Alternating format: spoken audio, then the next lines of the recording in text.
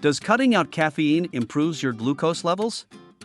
Caffeine is one of the most common ingredients in coffee and other beverages. But did you know that cutting out caffeine could potentially improve your glucose levels? In this video, we will explore the effects of caffeine on glucose levels, the effects of caffeine on insulin and your blood sugar, and the benefits of cutting out coffee for diabetes.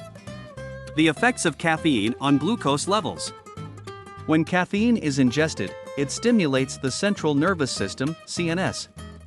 The CNS controls everything from basic bodily functions such as breathing and heart rate to more complex tasks such as digestion and circulation.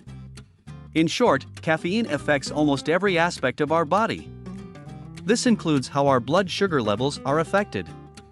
The short-term effects of caffeine on glucose levels depend largely on how much coffee someone drinks and whether they have any other dietary restrictions or medications affecting their blood sugar level management, such as diabetes or insulin resistance.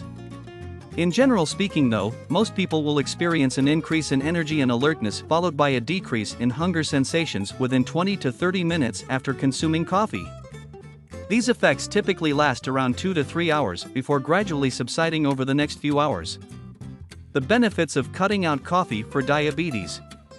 If you're living with diabetes, it's important to understand how caffeine affects your glucose levels.